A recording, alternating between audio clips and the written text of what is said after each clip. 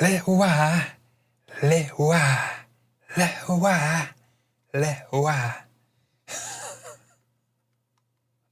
Bit of PewDiePie there for you. PewDiePie in his absolute pomp, Stephen, 20, I want to say 17, 18, pomp, peak of his powers, Lawai. Stephen, we're here.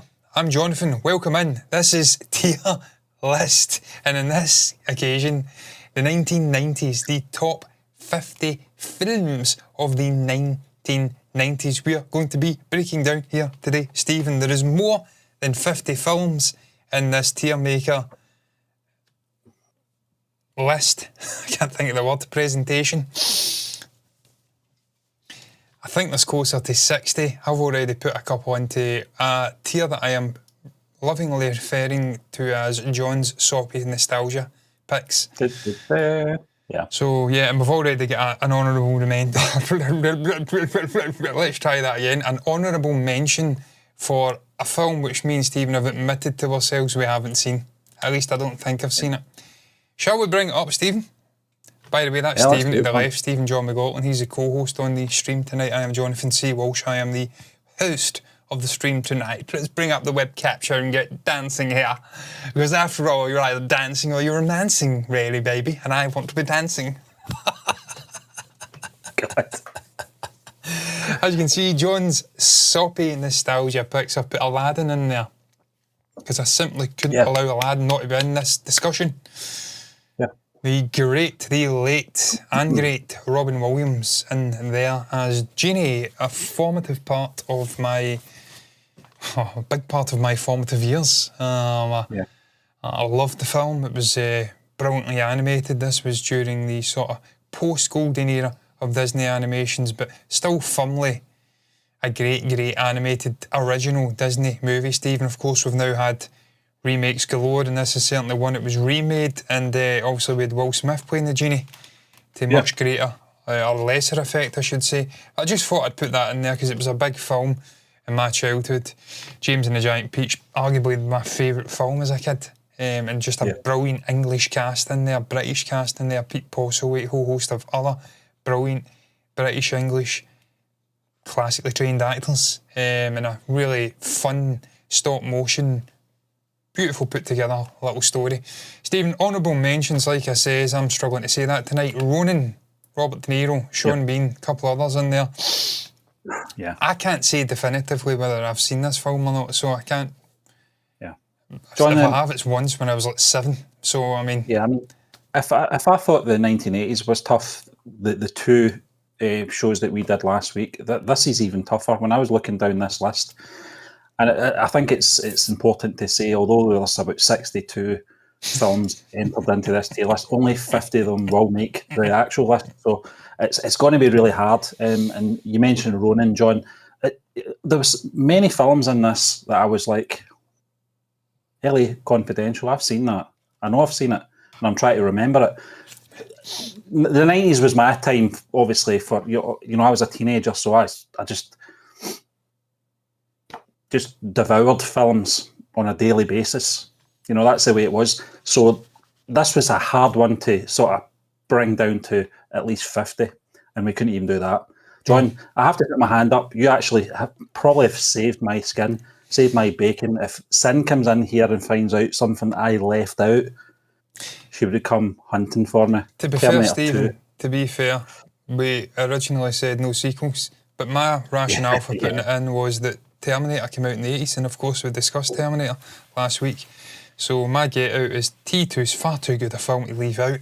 It's a massively important film on a technical level, not just for James Cameron, but for film in general, and for the character, and what it did for Arnold's career, and arguably Linda Hamilton's career as well. Sadly, Michael Biehn nowhere to be fucking seen. But I just thought, sequel, but it's really the only serious James Cameron, heavily involved, directed Terminator movie of the 1990s. I know T3 came out, but it's not James Cameron. So for me, it's not a proper Terminator movie. Well. Yeah, it was 2003 then, it wasn't the 90s. Yeah. So that's my get out. Obviously, I flung a couple of others in, Stephen, the usual suspects. I don't know why I left that, don't I? I mean, there's so many, Stephen. I mean, you can be forgiven forgetting. Yeah. A couple of these movies, like I said to you last night, we discussed the 80s arguably being the greatest decade ever for film, the diversity, but the 1990s is just stacked. And it's romance, it's action, it's drama, it's comedy, it's everything in between. There's westerns in there. Yeah. It's such a great decade, so you can be forgiven for omitting a couple. But Stephen, the first proper film we're going to try and rank here, A Few Good Men. Now, it wouldn't be a film that I'd normally be attracted to, but certainly a fun favourite of my mother's. And she watched it a hell of a lot when I was younger.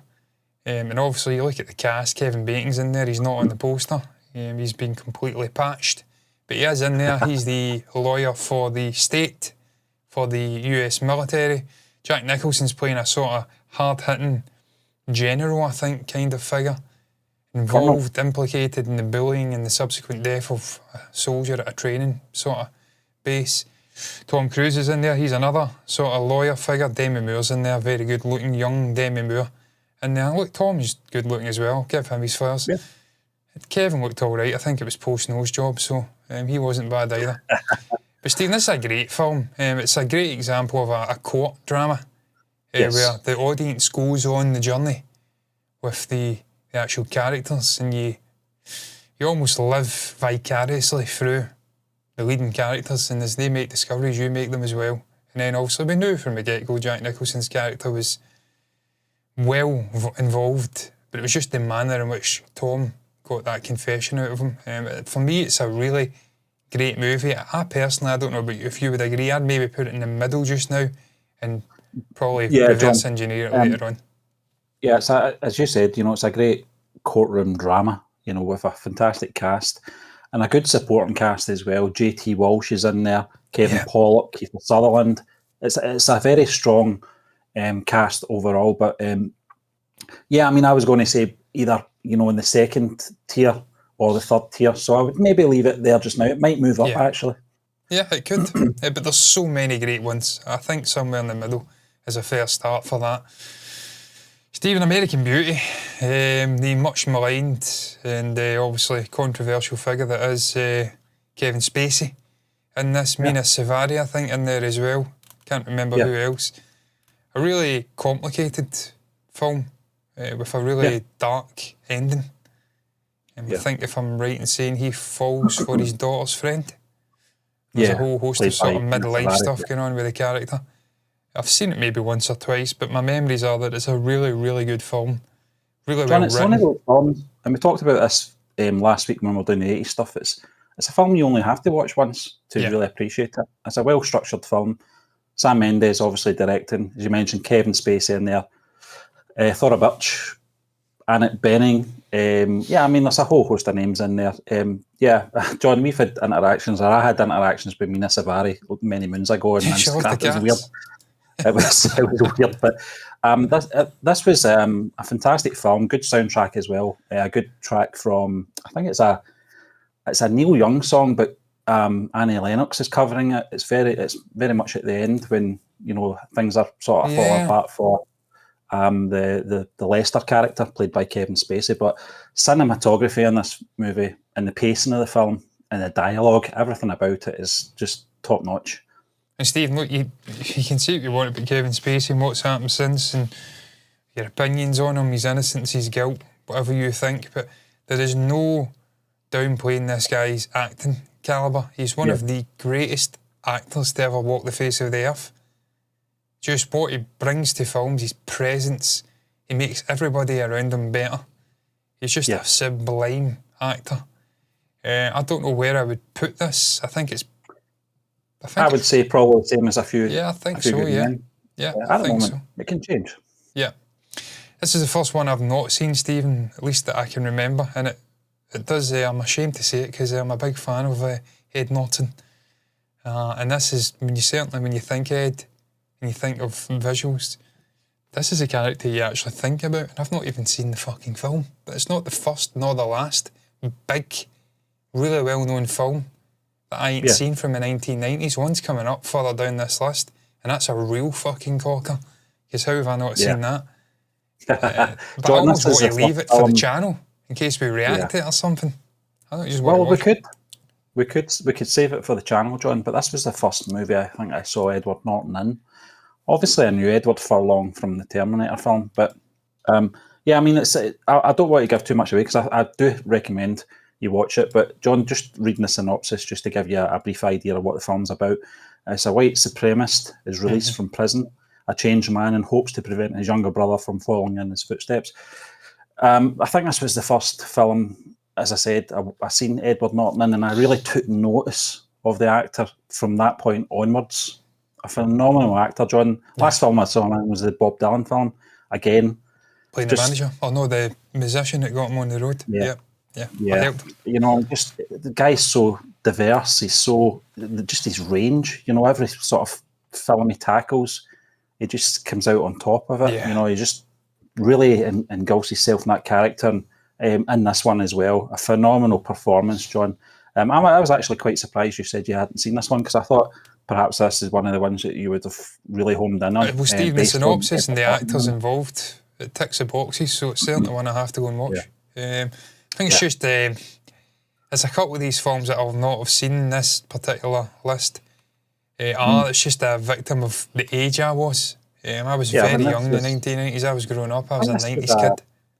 Yeah, this was an 18, I think, when it came out in 98 or whatever And it didn't stop me watching Nightmare on Elm Street in 95 when I was 6. It didn't stop me watching Arachnophobia or fucking It. Or Robocop and getting fucking figurines and stuff like that of Robocop. Incredibly violent film. It's like 5. What are my parents doing?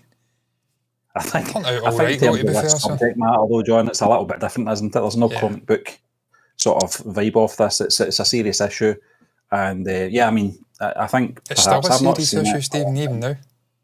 Yeah. Arguably more important now because there's figures online of a certain political persuasion, in fact, on both sides, that are getting dangerously close to fascism. But certainly on the right, there's some really fascist and sort of what would you call them?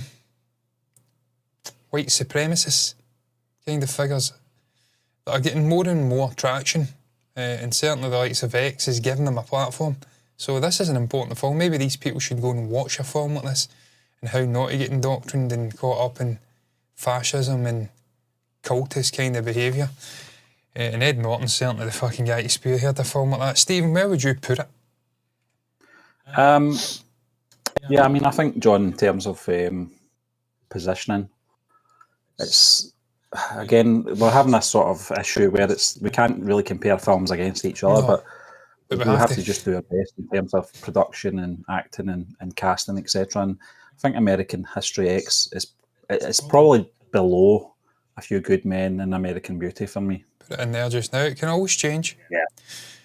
It can always change. That's the beauty, and we'll certainly be going through the final. Well, once we're kind of we did change it last week as well, to be fair. We took things out of categories. I was about to say once we're locked in the 10 movies in each category, that's it. But it ain't. Apollo 13, Stephen, Apollo 13, however you want to call it. We're Scottish, so we tend to make up our own words. Literally. Stephen, this is another film I grew up as a kid loving. Absolutely adored this film. I loved everything about it. The cast, lost the fucking capture there because I'm trying to bring up the actual cast. But I want to say Tom Hanks, Kevin Bacon. Yep. Bill Paxton, was he in there? Yep. I always forget the other guy's name. He's a phenomenal... Gary Sinise. Just a... and Ed Harris. It's a fucking great cast. And they're all acting their arses off.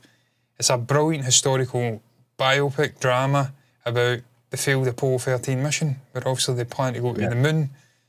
There's an issue with a fuel canister, I think, exploding that damages the craft. And then they're basically trying to survive and make their way back to Earth. It's just gripping. It's suspenseful.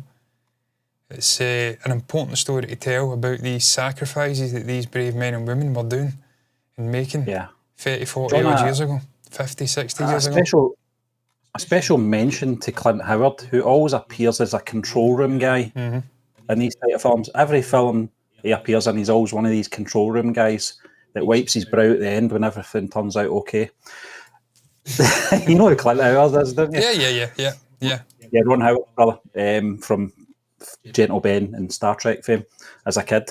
John, yeah, it's a great film. It's a fantastic cast. This was part of the Tom Hanks trilogy, I call this, from the 1990s, with consecutive films coming out from Philadelphia, Forrest Gump, and then Apollo 13. This guy was on his A game in that sort of early to mid 1990s. He was still in his A game right into the 2000s, to be honest with you, but these were the sort of standout films for me.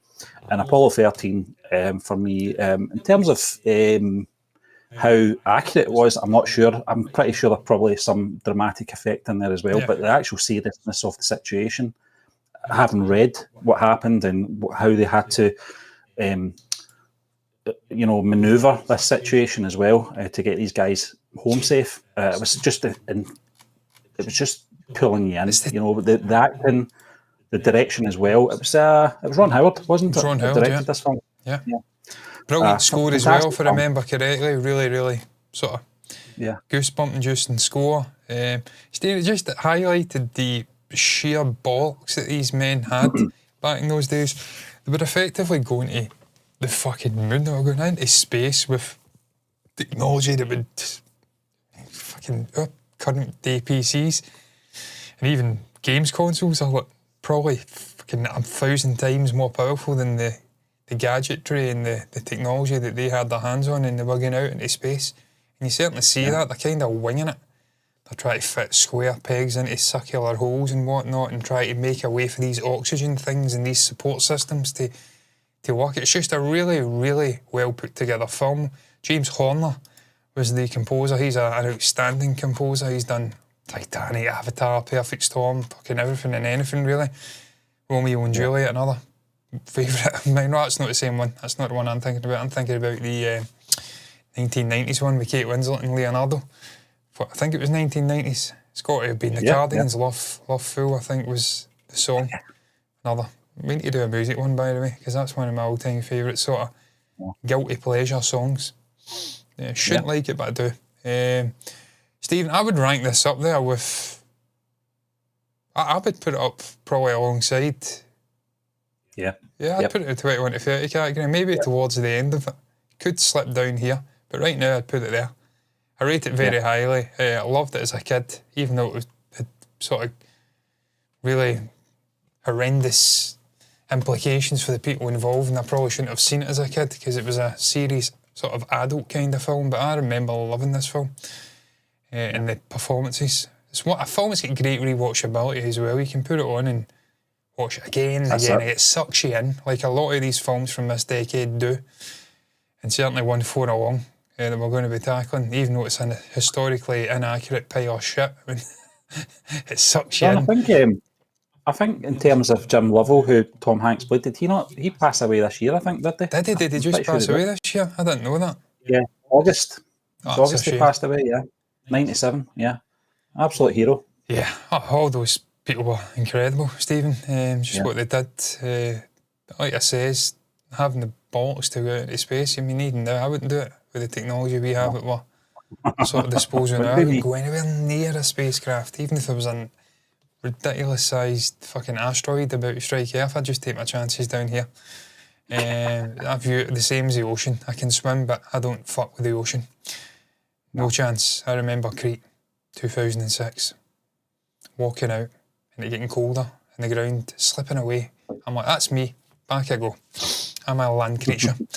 Stephen, talking about things that I don't fuck with. The Blair Witch Project. A sort of, how shall I put this? A viral hit. That's the best I can come up with. It's the sort of 1990s equivalent of the final boss, the Ibiza final boss of 2025. I don't know if you've seen that crackpot, Geordie. It was photographed in Ibiza, with a square jaw and what fucking Tony Stark beard, ridiculous mop top hair, permatanned.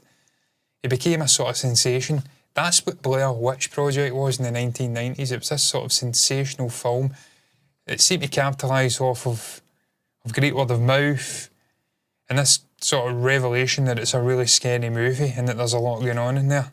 And then I watched it and I'm like, this is just a pile of absolute fucking shit. Now, I'm not doing down the importance of the film, Steve, and what it did for that whole subgenre, the shaky film, found footage genre. It certainly spawned a whole host of them, and you could maybe argue the likes of Paranormal, fucking forgetting the name of it, multiple films that are kind of found footage in a house. If it wasn't for this success of this film, those films probably wouldn't have happened. Paranormal Activity, I think it is. So in terms of influence and what it did for that subgenre within horror, can't knock it. It's a hugely influential movie and really important, but the subgenre doesn't jive with me. And I just found the story lackluster and boring. I always found that it was just paying homage to B horror movies, that is. And the techniques they used, I think we could be very ignorant and say, it's a lazy way of filmmaking or it's an easy way. I don't think it is. I think there's a technique to it. There certainly is. Capturing those moments, the facial moments, just perfectly timed in the right lighting without it looking professional, but not sort of cocking it up either. I think this film did that, and you're absolutely right. I think in terms of what it opened up for future filmmakers going forward over the last 10, 15, 20 years for found footage films, this was the sort of benchmark for that. I don't think any found footage film since then has been done as well. It's not my cup of tea, John. I'm not a big fan of horror. Certainly found footage it's certainly it's got its audience. I'm unfortunately not one of them, but I do appreciate its impact. I tell you what, though, Stephen, it's still a better film than Phoenix Forgotten. And it's not even a contest. That was a true abomination that I put myself through. Really interesting story. By all accounts, did happen. Really important people. Likes of governors and whatnot in the state of, well, I presume it's fucking Arizona because it's Phoenix, isn't it? Is that where Phoenix is? Phoenix, Arizona. They all confessed to having seen this spaceship across or in the sky during that time. So that is an actual thing that happened, unlike the Blair Witch Project. But just a poor executed sort of found footage, shaky film kind of movie. This is better than that, but for me, Stephen, I'd definitely put it in the 41 to 50 category. I don't know about you. John, it might even slip down. Could the honourable mentions, because there's a couple in there that are arguably better. In fact, there's no arguably about it, they are better. You know what, fuck it, just put it in honourable mentions right now. Boogie Nights, Stephen, I have not seen Boogie Nights. I'm going to rely on you to discuss it and to rank it. Well, this is a tough one. I've got a bad experience with this film, as you know. We talked about this when we were doing Gianni's top 10 films, and one of the films he did was a Paul Thomas Anderson film, and I happened to mention about Boogie Nights because I know Gianni appreciates film as much as we do. It's probably more than we do at the current moment, anyway. Oh God, but, John, I don't want to get too much into the experience of watching this film, but certainly in terms of the cast, a very strong cast, a very well put together film. Subject matter, the porn industry, and you've obviously got Mark Wahlberg in there playing the character of Dirk Diggler. And John, it's a really funny film. Wrestler. See if you can just get through the sort of the awkwardness of obviously the sort of world that these characters are in. It's a really funny film. It is I would recommend it to you, but it's a bit weird recommending that type of film to you. But I do like Mark Wahlberg, I don't know if you've got your IMDb up, John, but look at the cast. It's a fantastic. I'm sure Mark was in full Bostonian accent at that point as well, because he would have been younger coming through, so it'd have been full on Boston. I can't do the Boston accent because I'm fucking from Scotland and I end up sounding like a goddamn fucking piece of shit from New York. So I can't do the goddamn accent. John C. Reilly for me is probably the standout in terms of the sort of comedy in the film, and it's. I mean, a lot of it will go over a lot of people's heads. There's a lot of William H. Macy, is it? I think it's William H. Macy's in it. Yes, William H. Macy, yep. Where's my dinner? Hi, honey, I'm hot. By the way, it's Pleasant from 1990s. Is it? Oh, 1998. Oh, fuck, should I have Pleasantville in there? not there, isn't it? Okay, can't get It's them all. not, John. Can't put them all in. This is the thing. It's a great There's a decade. lot of films. I mean, Wayne's World's not there. Austin Powers is not there, John. I seen These Wayne's are World. more I was surprised you admitted that. Was that? I was surprised you admitted Wayne's World. Not going to lie. I love I it. thought that'd I have do been in love Wayne's World. But I'm thinking, I'm putting my sort of snobby sort of head on and saying, what cinema? It's not cinema. I haven't heard that they're not. You could say, it's Henry. You know, I don't put my sensible head on. I'd put So I Married an Axe Murderer in there as well, because I fucking love that film. But you know, Ventura. John, I missed like Groundhog Day, and you put it in, thankfully. So no, me, you said Boogie Groundhog Day. I think you did. Yeah, did I? Yeah, you sent it for sure. Oh, you can't miss that, Steve. Yeah, John. Boogie Nights it's a well put together film. A really highly rated film. I think it's 8 out of 10 or something on IMDb. But it's a good film. You know, if you take away that sort of theme to it, it's a really script's fantastic, story's fantastic, cinematography's amazing, and the soundtrack is incredible, as you can imagine. 1970s. Yeah, it's all the disco music. Really good film. Paul Thomas Anderson. This was his first film I saw him. I don't know if that was the 1970s. That's the way I like it. I think it was. Yeah. What would you rate it, Stephen? I would put it. It's a tough one. I would put it up there with probably at the moment the second tier. Second tier. It might move down. Yeah. Oh, sorry, the third tier. I thought that was the second tier. Right. Okay. Yeah. Boys in the Hood. If I said that right. Need to check. Yeah. Boys in the Hood, not the Hood. I'm thinking about the 5 Buds. Fucking clown. Ice Cube, Stephen. Yeah. Cuba Gooding Jr. I do recall this. Film. I'm pretty sure I've seen this one. I think it was kind of, in my mind, it was always like a sort of hood, working class, black equivalent of 1970s, 1980s Godfather, where it's a guy trying to live clean but gets sucked into a world of criminality and sort of violence and whatnot, and how that changes the guy. Yeah, and it's a really good sort of human story, Stephen, about how an environment can shape you. Yeah, well, it's fucking Ice Cube, so what can you say? Yeah, he's been on to make a whole host of movies. It's I mean, it follows the main characters through that sort of journey, but coming of age, drama, there's a lot of tragedy in there, crime. Yeah, it's a good film, John. 1991, a long, long time ago now. Yeah. I think I seen this film in the mid-90s. It was when it was out in VHS. I didn't obviously see this in the cinema or anything like that. I was too young. But it's a great film. It's a good film. I would probably rank that, Stephen, round about here just now. Again, we can always change it. And we will. That's the beauty of this. That's what we do here, guys. We'll move up and down. Braveheart, Stephen, a film close to our hearts here. As you can hear. Not mine.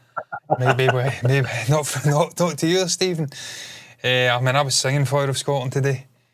Fire of Scotland, come on.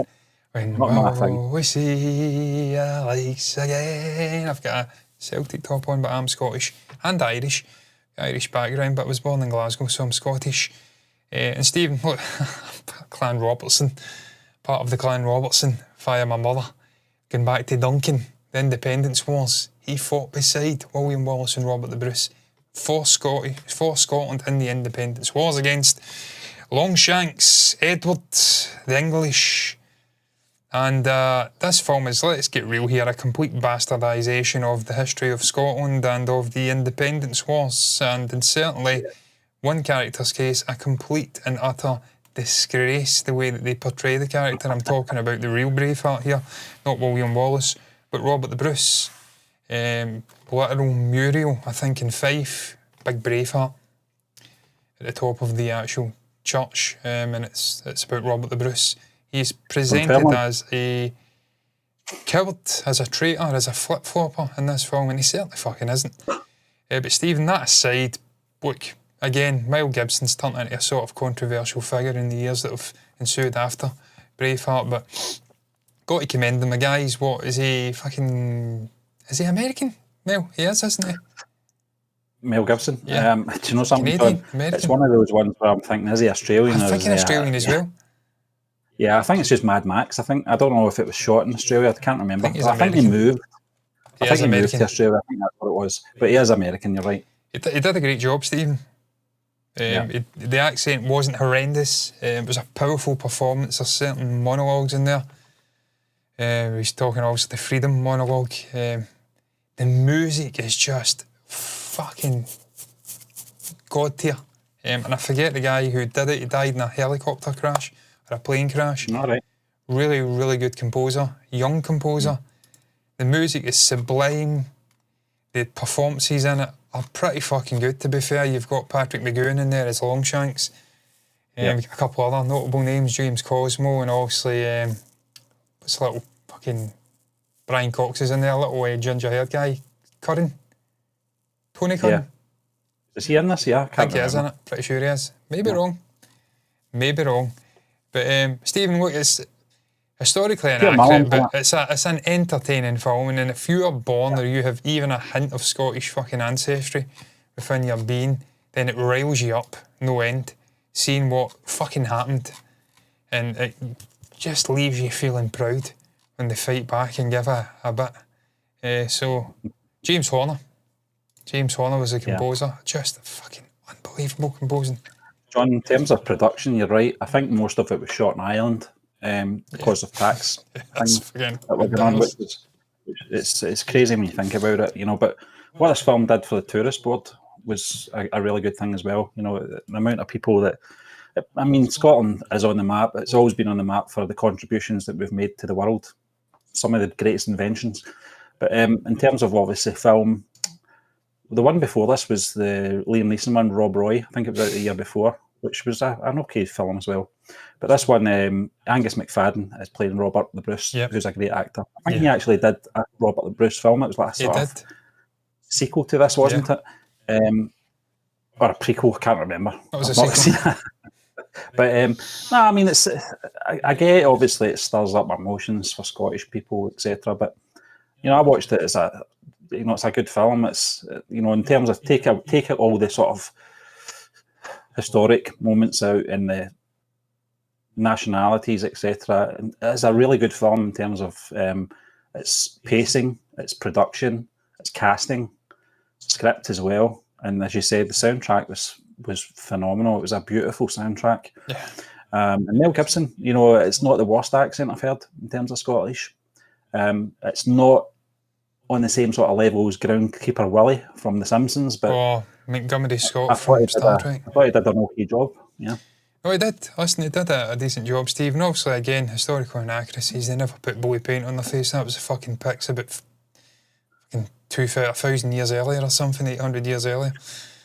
But in the main, Stephen, it's a watchable film. It's got great rewatchability. Like you said, for the Scottish Tourist Board, done fucking wonders. It probably ignited at least another 50 million fucking people in America who are convinced they are related to Robert the Bruce or William Wallace. They're not.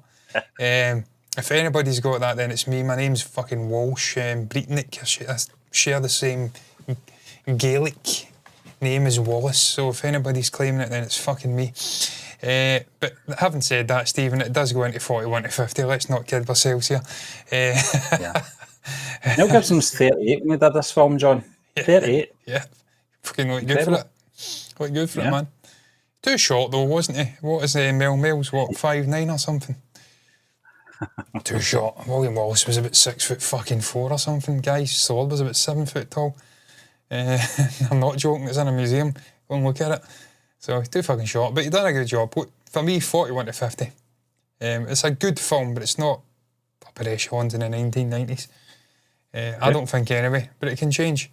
Stephen, Breakdown. Again, huge fan of Kurt Russell.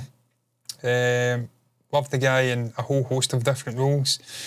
This is one of my favourite kind of films, the sort of mystery, suspense, thriller kind of film where, and we've seen this done in the likes of Flight Plan, and we've seen it done in the one where the woman loses her kid that gets sucked up into the sky. Yeah. Sort of concepts where they start questioning their sanity and people around them start with nefarious sort of I don't know, desires or I don't know, motivations start mucking about with the sanity of the protagonist. They start gaslighting him, and we certainly get that in this, where his wife goes away with a trucker, they're broke down, and also she goes missing, and the Kurt Russell character has to go hunting and try to discover what happens. A lot of people questioning whether he's lying, whether he's killed the wife or something's happened. And obviously we've got, is it JT Walsh, is that what his name is? Yeah. Who passed away not long after this film, I think. Yeah. Doing a brilliant villainous turn. It's a really, really, really good movie. Kurt's phenomenal in it. And I think he's doing his best impersonation of, is it the Petries? Is that what the X-Files episode was when they went undercover? He's doing his best David Duchovny, Fox Mulder, Petrie, fashion sort of look, where he's wearing the Lacoste polo shirt and the Dockers chinos, and he's got the fucking sunglasses, he's got the hair swept back, cool as, and it was a brilliant performance. For me, I mean, I don't know where I would rank it in the context of the 90s, but I like it. It's a good film, and I only mentioned this to you a few hours ago because I was thinking about it, because I was talking to my wife about Kurt Russell and just these magnificent men. Oh, fucking great head of hair. Very much like Jeff Bridges. Jeff Bridges, his brother from Another Mother. Yeah. That's that mullet thing going on. And Jonathan Mostow is the director of this film. It's a good production. It is, it's keeping, the trick is to keep the audience intrigued, and I think they manage that in this film because there's so many twists and turns, and it's very suspenseful, very dark at times as well. And Jonathan Mostow, as we know, did Terminator 3, didn't he? Yep. And he did a submarine one in the early 2000s, U571 or something like 52, I can't remember. It was a really good film, but this is his sort of film, the sort of drama, thriller, action thing going on, suspense. He's very good at that. And I think he manages to accomplish what he was trying to achieve in this film by keeping it at a good pace. Doesn't get boring at any point, doesn't slow down at any point, and you don't know what's going to happen. I remember watching it for the first time. I thought, the wife's dead. She's dead. Yeah. I don't want to spoil it for anyone, but watch it and you'll find out. Yeah. But yeah, I mean, there's so many twists and turns. A really good film. Oh, really good. I would put it in the same category as Boys in the Hood and American History X at the moment. I'd put it in around about there. I think it's a good film. Very solid, easy top 50 90s film for me. But yeah, where it ends up, we'll find out. Stephen, I've never seen Clerks. I've seen quite a few of your man. I'm blanking on his name now. I just said it not long ago. Kevin Smith. Who's that? Fucking hell, John. Oh, Kevin Smith. Kevin fucking I thought it was Smith. somebody obscure. Fucking said Kevin Smith like 25 minutes ago. See, to be fair, I've been putting spray paint on a guitar headstock today. And I tried my best. I wore masks and sun fucking glass visor things and try to keep away from it, but it's fucking corroded my brain a little bit. So if I do have little moments where I forget, then it's probably down to that. I'm just damaging my brain bit by bit. How could I describe it? Shot in black and white first and foremost, and a few familiar faces who would go on to do other things with Kevin Smith are in there. But if I was to compare it to anything, it would be like the dialogue of Tarantino, the dialogue scenes of Tarantino, and this is the whole film. It's really just about it's short as well, yeah, I mean, it's very short, John. It's only an hour and a half, but yeah, it's basically just a day and a half of these two characters, but the dialogue's so... Is it Gene Silent Bob again? Is that the fucking characters? Yeah. It's part of that sort of universe. Yeah. Yeah. I fucking love those characters as well. I don't know how I've not seen this. I know it's his sort of high watermark for his sort of directing career, Kevin Smith. I know he looks at it really fondly. He's done a couple of sequels and it's got a certain cult following, so I know that it's a really, really good movie. I understand Kevin's brilliant. Cast is obviously great, and there's a desire. It's got long-lasting appeal. So it's got legacy. It was obviously influential for him, and he's obviously an influential figure in and about the sort of periphery of the movie industry now. So, John, when we started doing Movie Burners, I went down this sort of this route of Kevin Smith films and films that Kevin Smith appeared in. I was very intrigued to see sort of catalogue of films at that period. You know, the sort of early 90s, and Clerks was one of them. Chasing Amy was the other one. And his collaborations, obviously, with Ben Affleck and Matt Damon as well, with Dogma in the late 90s. Great, yeah. Have we got that on the list? I don't know. I think we have. Dogma? We? I hope so. Dogma? Yeah. No, it's not there. No, Dogma was fucking great. Love Dogma. Yeah. For some reason, I thought it was a 2000s film. I don't know why. I just looked at it and it's 1999. I'm annoyed now. Oh, I mean, Stephen, but it's never ending. Because you've got Arlington Road and movies like that. I was thinking of Arlington Road when I was thinking of Breakdown. That's a 1999 movie. Yeah. Again, it's not... There's that many great movies from the 1990s. This is the top 50 we're trying to pick here. So there's great movies, but they're not quite top 50 1990s movies. And again, it's all subjective. Yeah. Some people would have films in here that we've not even got on this list, and for them, that's their top 50. But you can't fit them all in, unfortunately. Get your own YouTube channel. Exactly, and do it. And that's the beauty. It's like an arsehole. Everyone's got one, an opinion. That is. Stephen, where would you rank Clerks on this here list? I would say it's up there, John, with the likes of American Beauty, etc. Yeah, very good film. Yep. Pop it in there just now. Another film I've not... Stephen, I'm going to be fucking brilliant in this here. Of the next 2, 4, 5, 6 movies, I have seen 3. And we'll keep it brief then, John. Dance with we've Wolves. Got a lot to get to. Yeah, and a phenomenal film, John. 3 hours long. I got my dad the VHS extended version. The 90s. So for the cinema, this was 3 hours long. The VHS extended version was almost another hour long, so it was a 4-hour film in VHS. I know your dad loves... My dad likes this film. loves Obviously, westerns. it's a period drama starring Kevin Costner, Mary McDonnell's in there, Graham Greene, who I think sadly passed away this year, actually, if I'm not mistaken. He did. Oh, by the way, Stephen, Diane Keaton passing away last night as well. Obviously, can't really discuss that, but that's another one. Father of the Bride, 1990s, another movie I really enjoyed with Steve Martin, and she was the wife. And The Godfather, wasn't it? Godfather, yeah. Godfather All of them, yeah. I think. I can't remember. Yeah. But no, I think it was your dad that told us that when he 79, I last think. night. Quite young for this day and age. Yeah, it's a shame. Sad. Yeah, but Dances with Wolves, John. I mean, it's. I think this is right down your street. Kevin Costner's a phenomenal actor. Yeah. You know, and he, again, very much like Tom Hanks, had this period in the 1990s where it was just The Bodyguard, Dances with Wolves, Waterworld was the one. I love Waterworld as well, as a kid, loved that film. Yeah. So he's one of those actors that brings his A game to a big blockbuster film, and in this case, it's been a period drama, it's been a western, a very slow burn film, like most westerns are. They're not going to be frantic and high paced, but it's just the acting and the script for this film that's phenomenal. Obviously, it's the subject matter as well, John. But it's a really good film. I would highly recommend it if you've not seen it. Yeah, where are you ranking it, Steve? I would rank it up there with. I would actually put that as the first sort of second tier film. Yeah, fair enough. Yeah, really good film. Dead Man Walking. Dead Man Walking. Have I fucking seen this? Sean Penn. This is I want to say mid-90s Susan Sarandon, isn't it? Yeah. I don't know if I've seen this or not. Yeah. I have no idea. I'll let you do the heavy lifting, Stephen. Yeah. Well, the synopsis, just to give you sort of an idea of what the film's about, synopsis says a nun, while comforting a convicted killer on death row, emphasises with.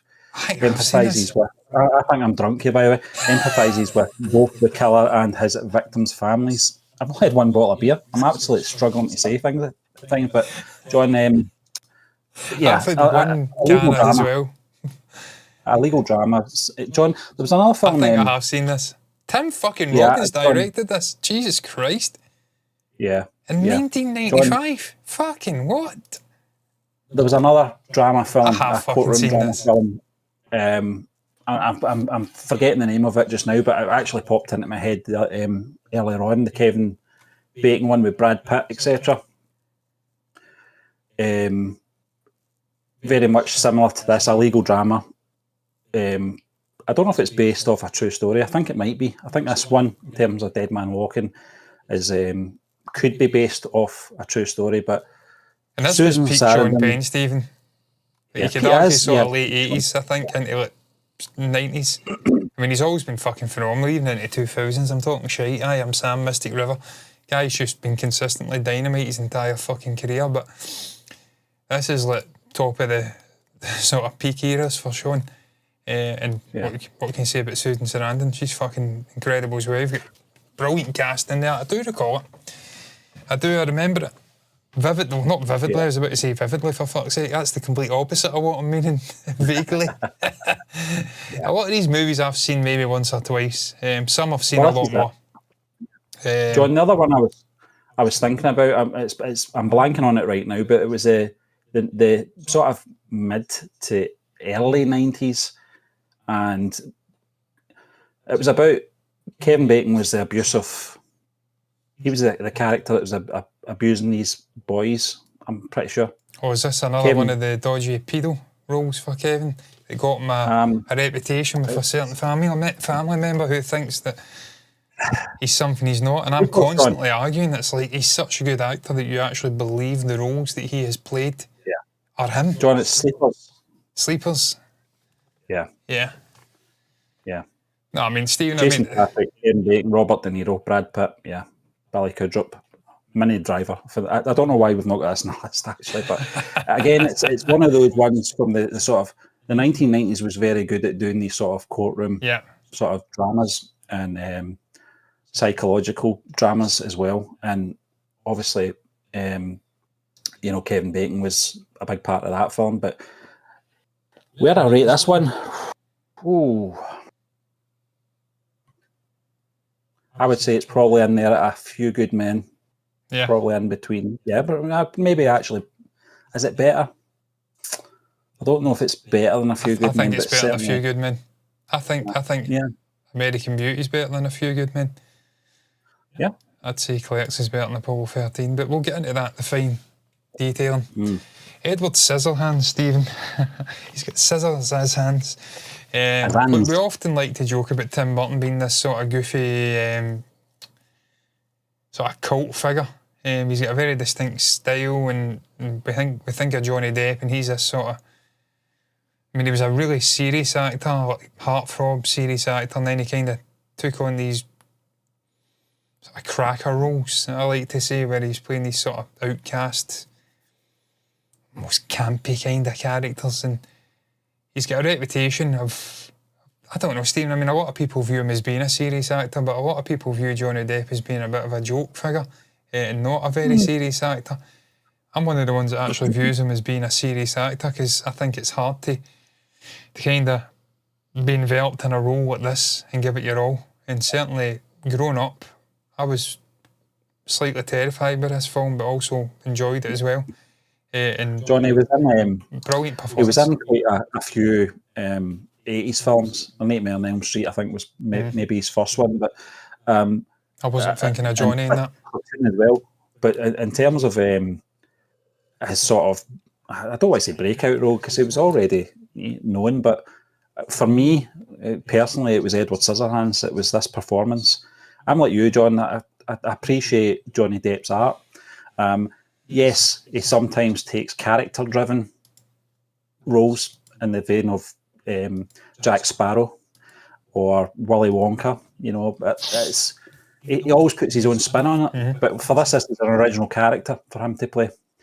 And although it wasn't my first sort of dip in the water with Tim Burton movies, because obviously we'd seen Beetlejuice and Batman previous to this film. I think this might have been the third Tim Burton film. But Winona Ryder's in there, Diane Wiest, Anthony Michael Hall as well. It's a very good dark romance. Yeah. I think that's probably the best way to... It's a very romantic film, a very sweet film.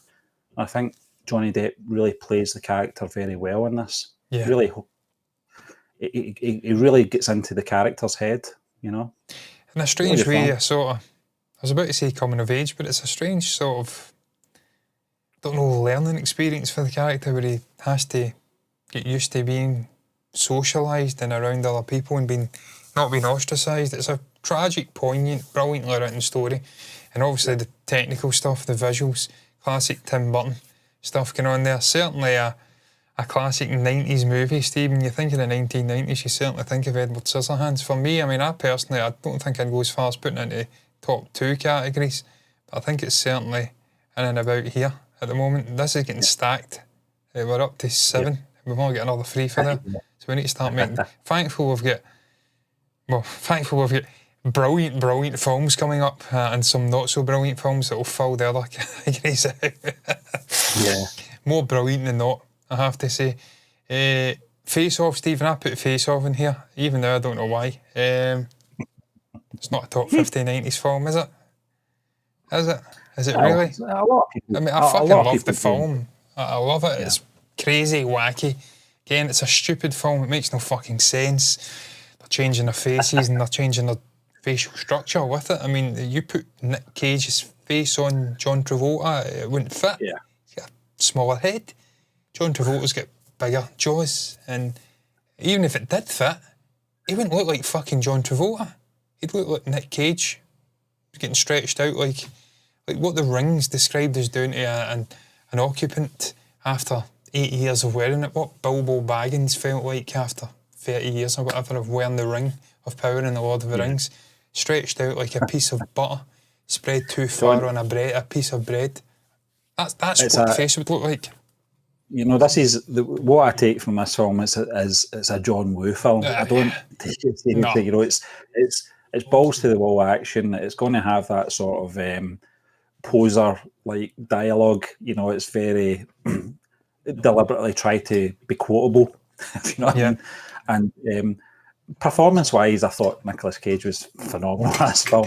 John Travolta was good as well, but for me, Nicolas Cage was really, really good. You know, he just brought his A game. He brought the Cage, and this was a very big year for Nicolas Cage. Obviously, he did Con Air this year as well, and I like it. I think it's a good dark comedy. That's how I would put it down. I don't know if it's intentionally supposed to be a dark comedy, but I certainly take it that way. And of course, the priest scene was the first time that John Travolta was on set witnessing Cage's performance, and of course the two of them have to, in a sense, become each other. So he has to sort of mine off of what Cage is delivering and the energy he's bringing. He's like, okay, that's what we're doing then.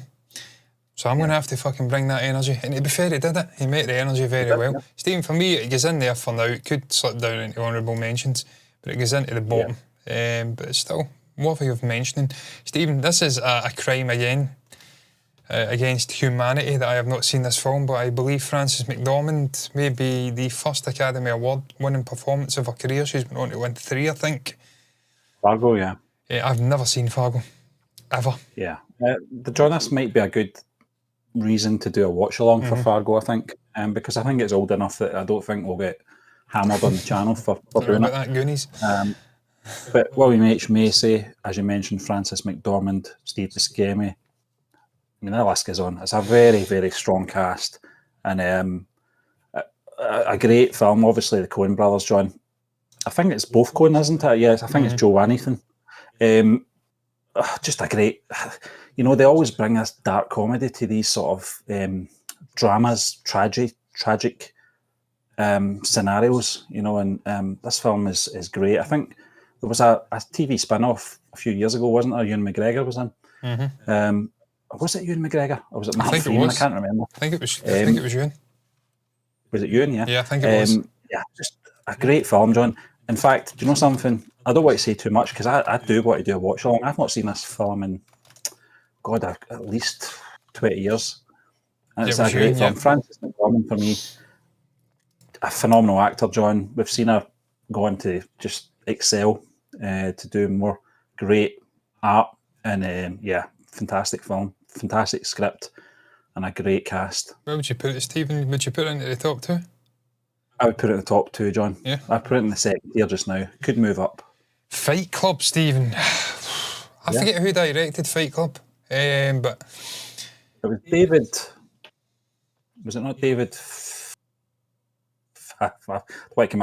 David Fincher, yeah. Fincher, yeah. So it was Fincher.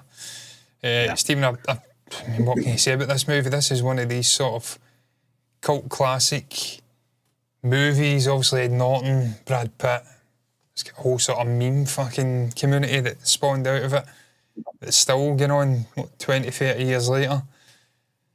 Really complex storytelling that's just getting into the psyche of this character. Also, there's a cool twist at the end, which some said they seen coming a mile away. Others, I personally didn't see it coming. It's just a really fucking great film.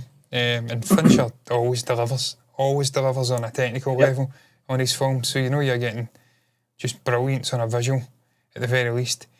And then you've got these two guys in their absolute fucking pomp delivering. I say that pomp, I mean, Pitt's probably my age here, which is just mind-blowing. Because I always view him as being younger for some reason, but he's literally not that far off my parents' age. It's 26 years old, John. Yeah. Yeah. So it's crazy. I don't know what age he was then. I'll find out right now. I'll search it up on AI.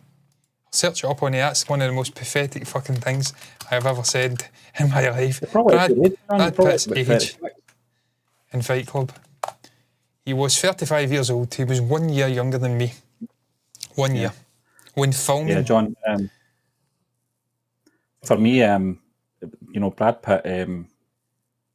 You know, just before Fight Club came out, I'd seen him in 12 Monkeys, of course, and it was great in that. Yeah. And but I don't know why, but it was always the sort of pretty boy. I mean, he's a good-looking guy, but it was the pretty boy of Hollywood and sort of playing either romantic or dark romantic roles. I think he was in an Interview with a Vampire, wasn't he, in '92 with Tom Cruise, you know, and they just kind of pigeonholed too much in those earlier films. And this was kind of DiCaprio-esque, verging away from that and doing something a bit edgy and different. Yeah. And just the physicality, man, his body, fucking next level. I mean, he's always been chiselled, but... Yeah, Edward Norton, John, to come in and more or less, I don't want to say too much in case anyone's not seen this film, but he's had to match Brad Pitt in terms of his physique as well. Yeah. Because Edward Norton is in good shape in this film. Edward Norton is a better actor, I think, than Brad Pitt, but Brad Pitt is a very good actor. This is the other thing that always annoys me about people with Brad Pitt, thinking he's just a pretty boy. He's not a pretty boy. No. He's not just a pretty boy, he's a phenomenal actor. And as you said, this was a sort of, I don't want to say breakout role, because he'd already dabbled in experimental films like 12 Monkeys. But this, for me, was the sort of one that convinced me this guy is it. You know, he is it. He is the main man. No, I mean, it's a great film, John. Like you, didn't see the twist. Did not see the twist at all at the end. Stephen, I mean, I'm inclined to put it in the top 10, but I think for now I'd stick it in there because there's some great fucking movies coming. But I would be inclined to stick it in that top 10. For me, when I think of the 90s again, I think of Fight Club and movies of that ilk. Very much of that decade. I always view the 90s as being a sort of punky, rebellious decade where a lot of experimenting was going on with fashion, with music, with film.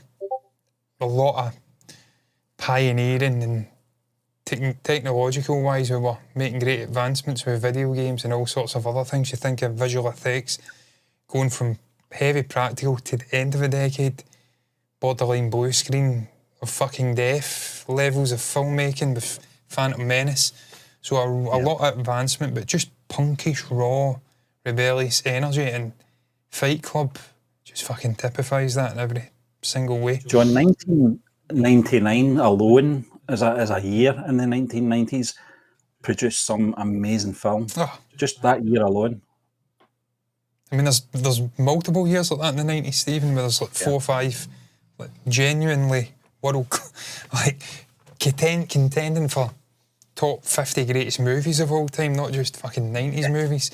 And Shawshank was probably a casualty of that, which we'll get into in its decade, because it didn't even, well, its year, I should say, because it didn't even win an Academy. I don't think it got nominated for an Academy Award, but it was a fucking stacked year. When you look at the films that were out, I mean, it's not hard to understand. I don't know if Forrest Gump was out in I think it was 94. This might have been the film that beat Maybe this may have won the Academy Award the year that Shawshank. John, I think, I mean, in terms of Forrest Gump and Shawshank now, I don't want to give too much away because then people will know where we're going with each film. But at the time, I think it was just the way it was promoted and distributed. Forrest Gump was obviously going to be the winner. Tom Hanks had just come off the back of obviously Philadelphia, so his his name was the sort of at the top of everyone's list at that time in terms of watch films and watching his films from previous. Whereas Shawshank Redemption was a slow burner and went under the radar, and it only, I think once its VHS release came, it grew and grew a hefty following. That's just the way it goes, but I'm just glad it saw the light of day. It could have just been buried and no one would have known none the wiser, but it didn't, thankfully. But Forrest Gump for me is a great feel-good film, John. Well acted by Tom Hanks. Certain scenes in that really do sort of leave a lump in your throat. But in terms of the technology, like you mentioned, John, I think that's the first time we saw that sort of rotoscoping to that level, at a very high level, and placing Forrest into those historic moments. So it was really well done. Stephen, 13 Academy Award nominations. It won 6: Best Picture, Best Actor, Best Director, Zemeckis, Hanks, Best Adapted Screenplay, Eric Roth, Film Editing, Arthur Schmidt, Visual Effects. It's a great fucking movie. It came out the same year as Shawshank, so that was the movie to beat Forrest Gump. Yeah. And what I do love Shawshank. For me, it's arguably one of the greatest movies ever made, but certainly from a raw populist standpoint and multi-demographic cinema, I mean, Forrest Gump whips its arse. In terms of just easy access, popcorn, sit down, watch a great film, Forrest Gump, it's hard to beat. I mean, Stephen, you'd have to put it in top 10 just now, wouldn't you? You would have to. Yeah. I mean, fuck me, it's Tom Hanks is in contention, top 10 greatest actor of all time, and that's one of his career-defining roles. When you think of him, you think of... I personally think of Castaway, and I think of Saving Private Ryan, I think of Forrest Gump. That's the three movies I think of, rightly or wrongly. So, and Stephen, talking about roles you think of when you think of actors, when I think of Matt Damon, when I think of Robin Williams, I mean, Robin Williams, I think of a lot of things when I think of him, and that's a lot of thinks in there. I think I said that 3 times there. But Good Will Hunting is the movie that springs to mind almost immediately when you think of Matt and you think of Robin, certainly together. Just a really inspirational film.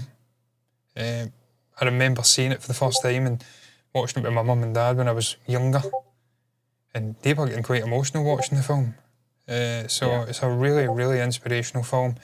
If I'm right in saying it was Affleck and Damon that wrote the film and obviously won an Academy Award for it. It may have been the first Academy Award win. But what a performance from a relatively young Matt Damon and a more experienced Robin Williams. He's playing this sort of mentoring figure, isn't he? Matt's a brilliant mind, but he's kind of rebellious acting out. Not seen it in a long time, but I remember it being a fucking sublime movie. Yeah, Ben Affleck is in a smaller role in this film, as I recall, John, but a very pivotal moment at the end where it's a bit of self-sacrifice from the character to allow Will to blossom, you know, and really take charge of his life. But just the chemistry between Robin Williams and Matt Damon. I think this was the first film I saw Matt Damon in, actually. A really good coming-of-age psychological drama, I would say.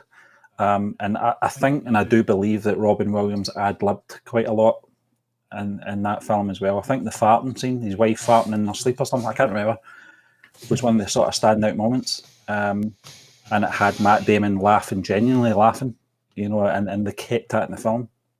But Stellan Skarsgård in there as well. I think he's 4th billing. Stellan Skarsgård is 4th billing in this film. This shows you how good the cast is. And it's a phenomenal film, a very feel-good film as well, John, and it will have you in tears. Oh yeah. Stephen, this is a top 10 90s movie for me. I don't think there's much debating about that. It's one of the greatest movies ever made. Certainly in that genre. Top 10 for me. Stephen, this is one of the big ones that I've admitted before. I've never seen Goodfellas for whatever reason, just like Die Hard. It's very easy for me to just sit down. I've got a lot of time and watch this fucking film, but for whatever reason I just keep kicking the can down the road and not watching it. I've seen a lot of the sort of memes and the gifs of the late great, I'm blanking on his name just now, Ray Liotta laughing maniacally. I've seen bits from the film. Seen the sort of grave digging scene, but I've not seen the film in its entirety. I have seen this film, John, but very much like Donnie Brasco, the Johnny Depp Al Pacino film, it took me a long time to watch that. It was always on my radar, but like you, I watch it someday. I think we should do Goodfellas as a watch along. I think absolutely a very good one to do. Talked about that before. Yeah, I mean, so it's one of those ones. It's just classic Martin Scorsese, classic Robert De Niro, classic Ray Liotta, and Joe Pesci. It's everything you would expect from a Martin Scorsese film, and obviously the mob themed story. And I think it's just under 2.5 hours long, so I think it's a good running time for that genre. But certainly I would recommend watching this as a watch along. Stephen, I mean, this is top 10, isn't it? Top 20, top 10? I'd say top 20 at the minute. It might move up, John. Yeah. I mean, I've not even seen it, but I know of I've seen scenes from it, and I know of the impact, and I know of what it did for Scorsese. It just continued this sort of brilliant career that obviously established way before this. So I know of its importance, and I know, even though I've not seen the film in its entirety, how fucking good the film is. Speaking of films, Stephen, and how good they are, Groundhog Day. Bill Murray. What a fucking film. So clever. It's incredible. It's from a structure, John, from a film structure, story structure. It's unique. I don't know if anything has been done since. I think X-Files have tried to recreate, dabbled with the sort of... A couple of my favourite episodes have done that. End of the week and working their way to the start of the week in an episode, as you recall. Old School Tuesday. It's Monday. I think just in terms of, you watch that first day play out, and Bill Murray's character, Phil Connors, is just an absolute shit. And I think Bill Murray's very good at playing the absolute shit in a film. What's the song, Andy Stephen? McDowell's in there. Chris Elliott, Stephen Tobolowsky, who's fantastic, is Ned Ryerson. And you watch that first day play out, and then he goes to bed, and then he wakes up.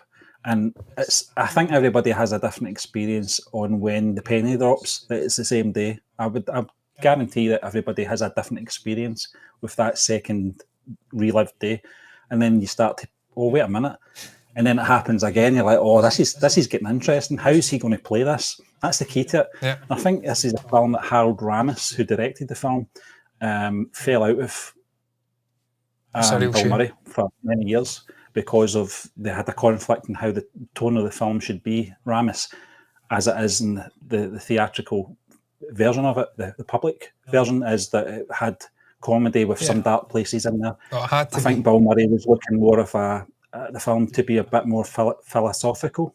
But it does that. But that's the brilliance of the film. It does it right. Yeah. There's so much happening off camera that they don't even establish, but just little moments where he's playing the piano, he's doing ice sculpting, that you're not told that he's been repeating this day for fucking almost an infinite loop. But the character's knowledge and the skills he's developed, it's taken him a fucking insane amount of time to pick that up. So he's been looping this day for fucking Lord knows how long, potentially thousands of years.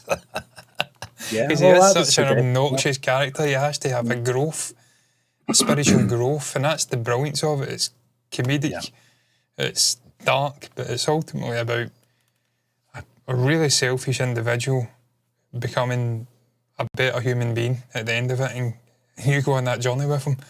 It's just fucking hilarious, some of the stuff that happens. The little guy, I think at one point he lets him stand in the puddle and he gets a kick out of it, and then eventually he's trying his best to save it, and it's just really it's a great movie, and it's a classic Bill Murray performance. The guy, much like a lot of those I presume he was a Saturday Night Live guy. Like a lot of those guys, just larger than life persona and on-screen presence, and he just I mean, there's a lot of great actors in there, but he carries the movie, Steve, with his performance. For me, I think there's a top 20. Yeah, definitely. This was one of, it might have been Michael Shannon's first movie, actually. He plays a very small part in it. And it's, what's her name again? I blanked on her name. Andy McDowell. And yep. Yeah. She's very much of the 1990s. I don't think of her after the 90s. She's of the 90s, what Chevy Chase and people like that were of the 80s. Where they didn't make John, it I through. found out not that long ago. I'm trying to remember the actor's name, the actress's name. It's Andy McDowell's daughter. She's in Once Upon a Time in Hollywood. Is it Quayle? Yeah. That doesn't surprise me. She's a double. Yeah. Absolute double. You know, I'd actually argue she's better looking.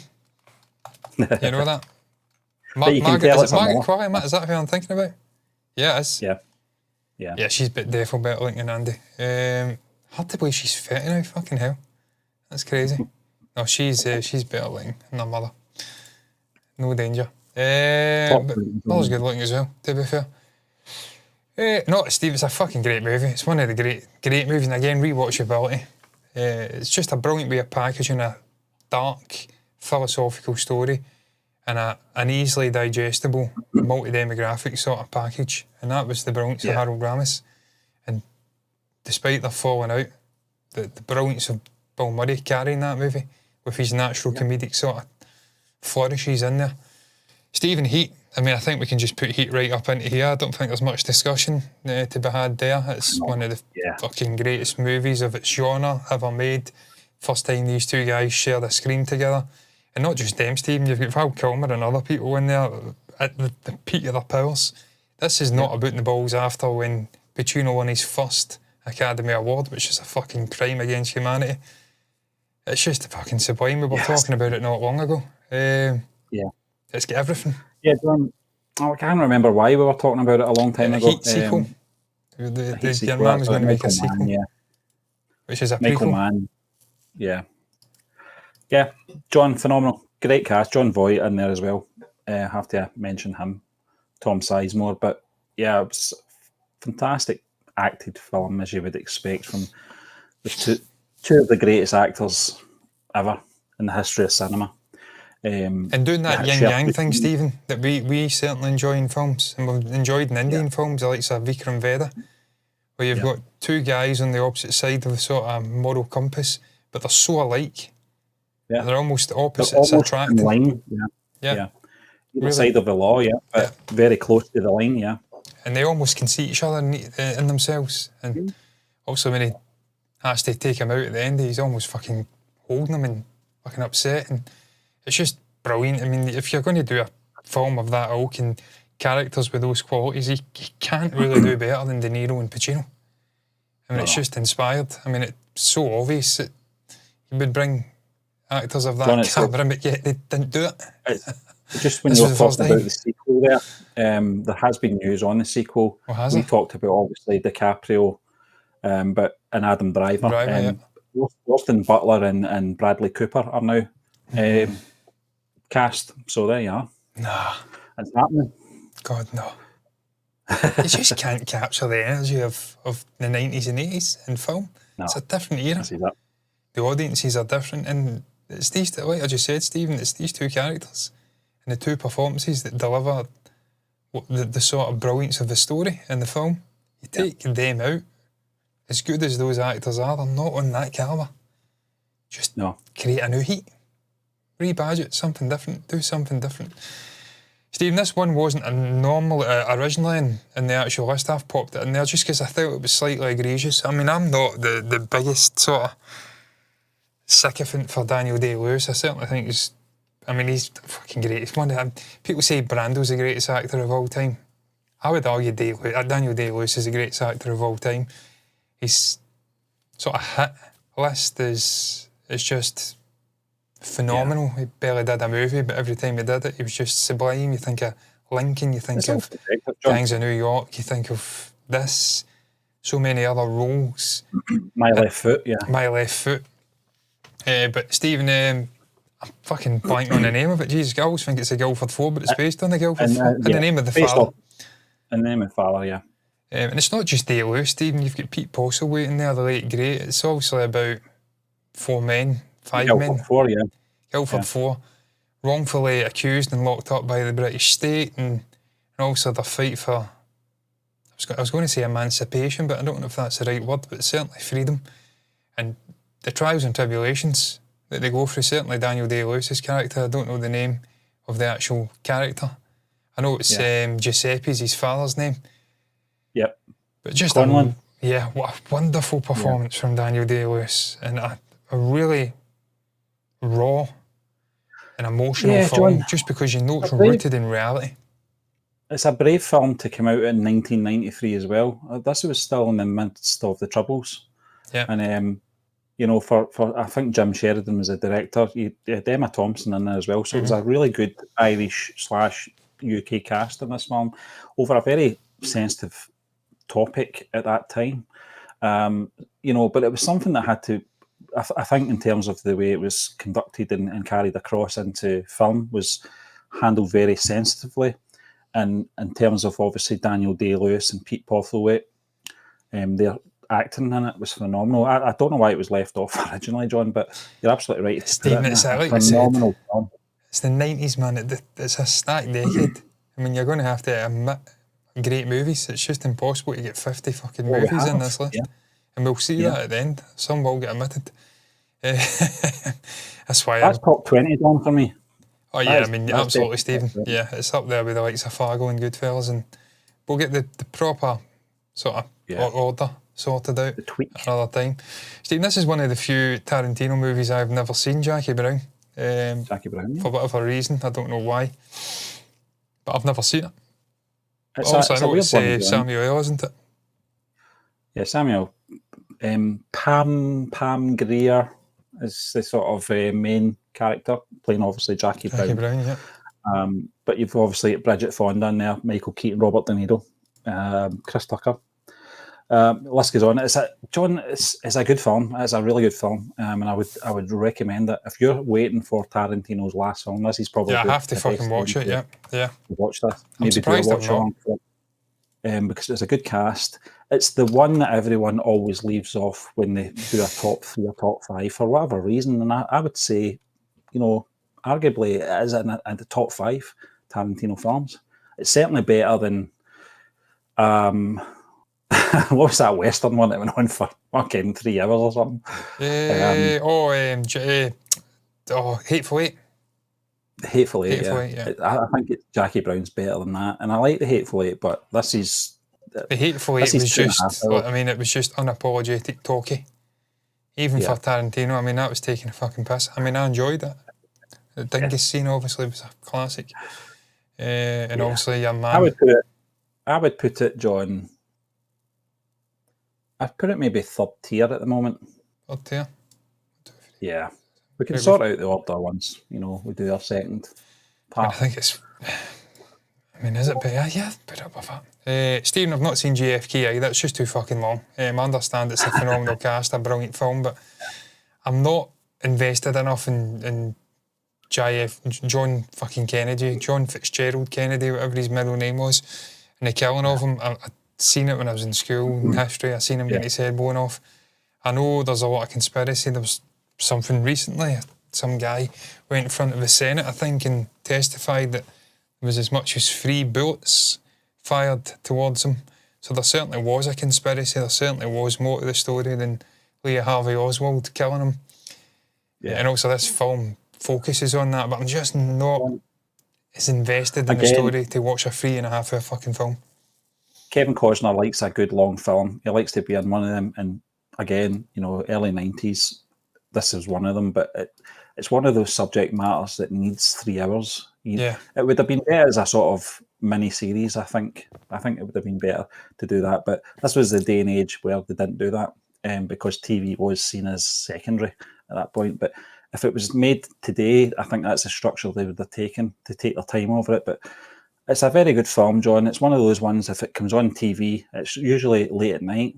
It's crazy. It'll come on at 10, 11 o'clock at night. Don't start watching it, because you'll be up to 2 in the morning. I know you are anyway, but you will not be able to take your eyes off it. It's one of those films.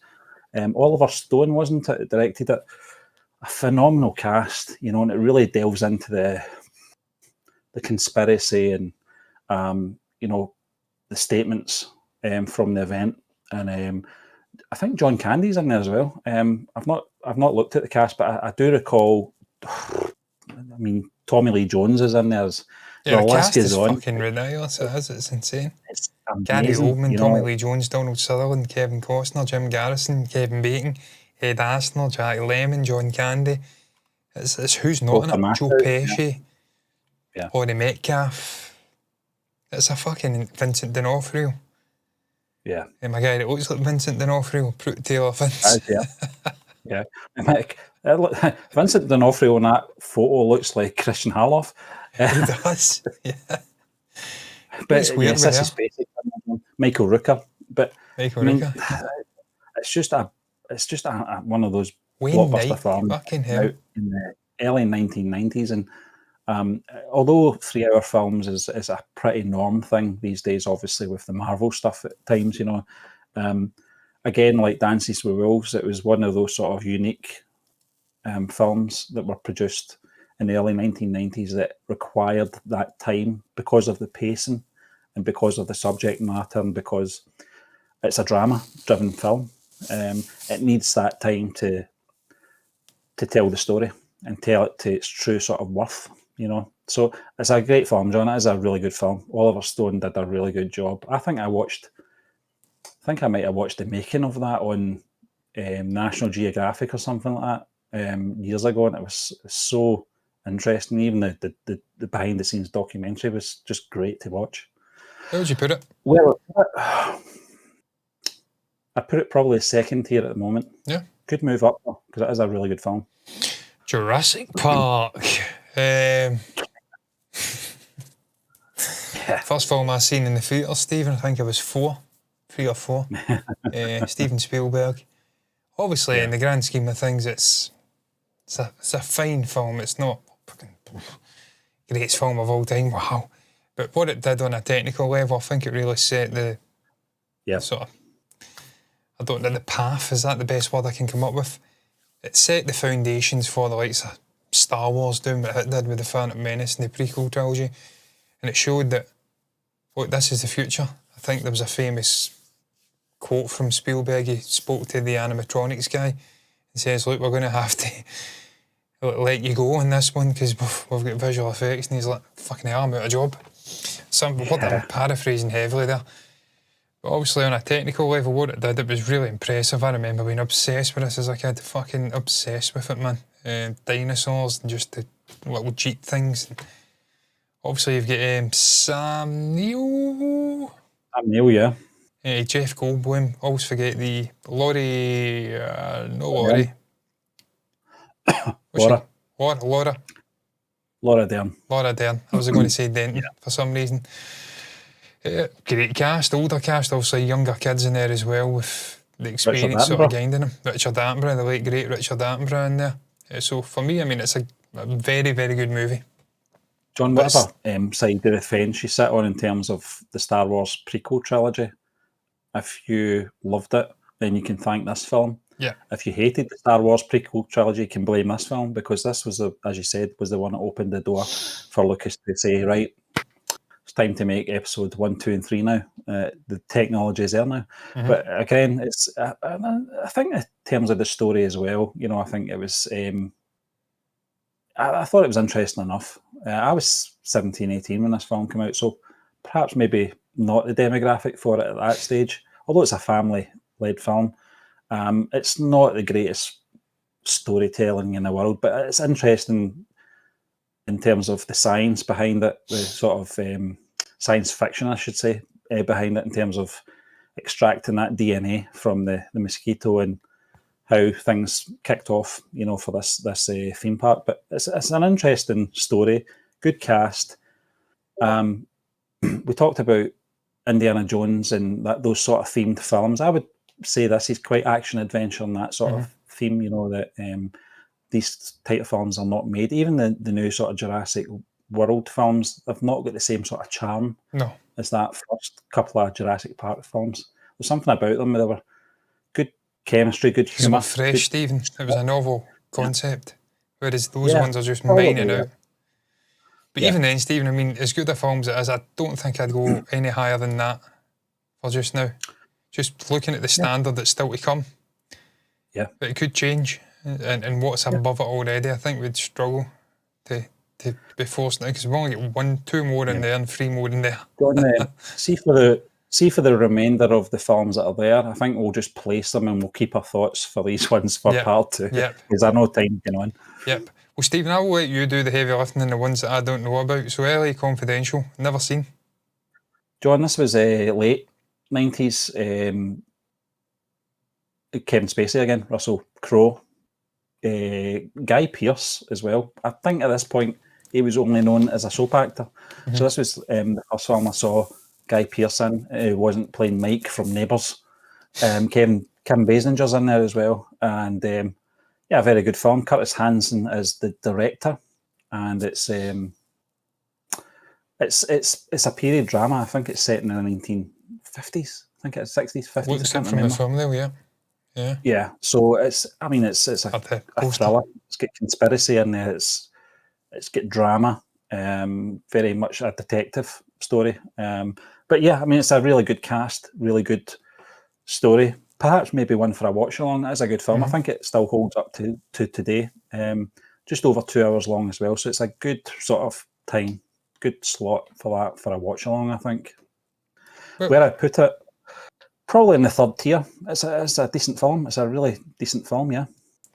Lock, Stock, 2 Smoking Barrels. I mean, as good as a film as it is, Stephen, again, just looking at what's above, and it's a really good fucking film, multi-perspective, funny, violent, really complex and brilliant storytelling. One of the finest from Guy Ritchie. Just thinking, can you fit it into those categories up there? I would maybe put it fourth just now, John. Yeah. I think it's better than Face Off, put it that way. Yeah, fuck yeah. Yeah. Stephen, Face Off's getting into honourable mentions, I can tell you that right now. That's dipping out. Dipping out. Forget about it. Magnolia, never seen. Yeah, Magnolia. Tom Cruise again, John. No stranger to this channel. People know I'm not the biggest Tom Cruise fan, but there's certain films out there that I do appreciate, and I can get over the fact that who is the main sort of actor in this. But again, it's it's a psychological drama. 1999, again, a great year for film.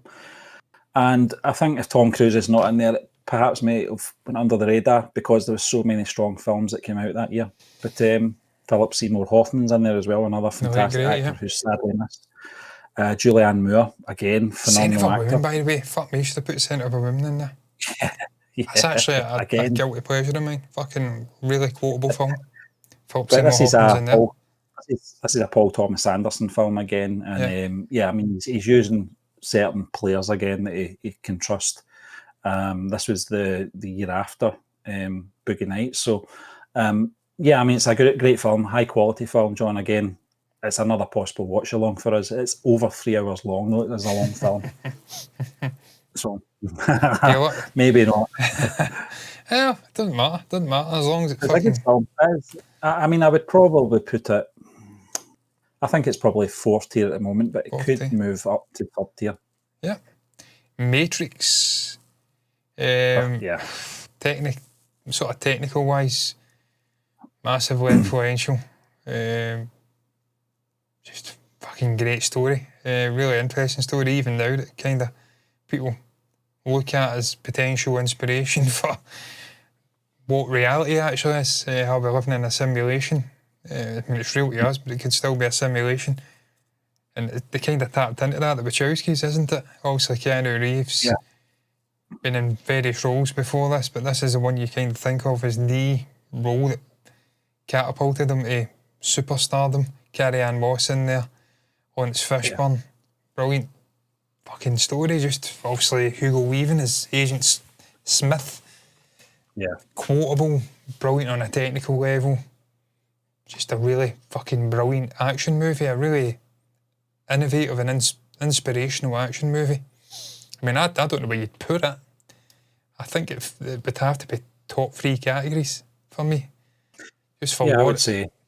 I mean, I'd probably put it at the top at the moment, John, just in terms of its technical accomplishments.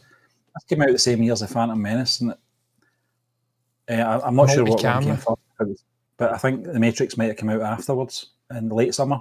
But yeah, I mean, I think everyone's focus was on Star Wars that year in terms of science fiction. So The Matrix kind of was word of mouth pre-internet. Well, internet was out, but not to the populace. But for me, it's groundbreaking in terms of visuals. The story's interesting. It's a very good concept, makes you think. It's got rewatchability. I don't think the sequels have lived up to. I very much like Resurrection. The fourth that film was that came actually out. surprisingly good. It was really good, but nothing beats the original. It's a really good film. One of the greatest action movies ever made. Yeah. Stephen, again, I'm letting the gang down here. There's a couple more I've still not seen on this list, and Natural Born Killers with Woody Harrelson is certainly one of them. So I'm going to pass it over to you again. I'm fucking thankful I've seen every other one after that, up until a point. John Woody Harrelson's a strange one. I mean, now we look at him and you can see him being in a film like this, but then I don't recall him being in. I mean, I'm probably just not remembering it well. It was over 30 years ago, but White Men Can't Jump. I knew him as the guy from Cheers. He was one of the barmen in the Cheers sitcom series. So when this film came out, I think there was a bit of controversy, as I recall, in the UK. I think it was because it was around about the time Reservoir Dogs came out and Romper Stomper, that sort of 92 to 94, with kind of shock value to it. And in this case, it was, I mean, it says it here, 2 victims of traumatised childhood become lovers, and psychotic serial murders irresponsibly glorified by the mass media. Juliette Lewis is in this, John, but there's a few well-known names in there. Rodney Dangerfield is in there. So it's one of those films, just under 2 hours long, sweet spot for these type of films. It's dark comedy in there, dark romance as well. You know, it's got romance, it's got crime in it. Interesting film. I think at the time it was controversial in the UK. UK standards were very, very strict at that point, as you recall. So today's standards, not so much. No, the UK is full of panty waiters. Yeah, I'd probably put it in 4th tier, John. 4th tier? Pop it in there just now. Yeah. Notting Hill, Stephen, a classic sort of English I'm just going to call it romantic. I don't know if there's comedy in there, I can't remember. But obviously it's fucking everyone's favourite heartthrob from the 1990s.